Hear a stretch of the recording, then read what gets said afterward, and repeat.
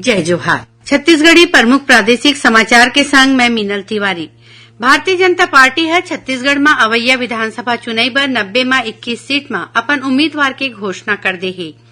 पाटन ने भाजपा है दुर्ग लोकसभा सीट के सांसद विजय बघेल ला प्रत्याशी घोषित करे है।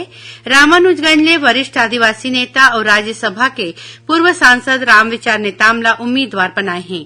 उन्हें खैरागढ़ ले विक्रांत सिंह, प्रेमनगर ले भूलन सिंह मरावी, प्रतापपुर ले शकुंतला पोर्ते और भटगांव ले लक्ष्मी राजवाड़े ला प्रत्याशी बनाए गए है। कांग्रेस घलो विधानसभा चुनाव लड़े खातिर इच्छुक कार्यकर्ता मन ले ब्लॉक स्तर में अर्जी लेना शुरू कर दे है। ये अर्जी 22 अगस्त तक मंजूर करे जाही। यही कड़ी में पार्टी के प्रदेश प्रभारी कुमारी शैलजा आज जांजगीर लोकसभा क्षेत्र के 8 विधानसभा सीट ले संबंधित पार्टी पदाधिकारी मन के बैठक लीन।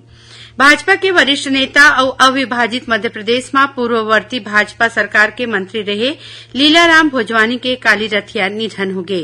राज्यपाल विश्वभूषण हरिचंदन और मुख्यमंत्री भूपेश बघेल समेत प्रदेश के आने नेता मन श्री भोजवानी के निधन में शोक जतैन है। छत्तीसगढ़िया ओलंपिक के तीसर पारी काली ले शुरू होही। एमा विकासखंड और नगरीय संकुल स्तर के प्रतियोगिता होही। एमा दूसर चरण के जोन स्तरीय विजेता प्रतिभागी और टीम के बीच मुकाबला रखे गए है। बेमेतरा के जिला अदालत है पाछू 24 मार्च के हुए दोहरा हत्याकांड के आरोपी बद्री यादव ला आजीवन कारावास के सजा सुनाए है। केंद्रीय जनजाति कार्य मंत्रालय ले जुड़े सहकारी संस्था ट्राइफेड कोती ले 20 ले 28 अगस्त तक रायपुर के साइंस कॉलेज मैदान में आयोजित होवैया आदि महोत्सव खराब मौसम और आने बाधा ला देखत स्थगित कर दे गए है। रायपुर जिला प्रशासन डहर ले आज सड्डू के औद्योगिक प्रशिक्षण संस्थान में रोजगार मेला सिरागे। उहीं काली बैरन बाजार के पॉलिटेक्निक कॉलेज में रोजगार मेला लगाए जाही।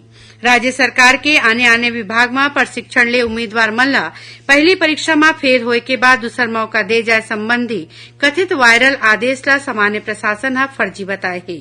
और मौसम विभाग अवैया 24 घंटा के दौरान रायपुर संभाग के कुछ एक जगह में भारी वर्षा होए के चेतावनी दे है। ये रही अब तक के प्रमुख प्रादेशिक समाचार। जय जोहार।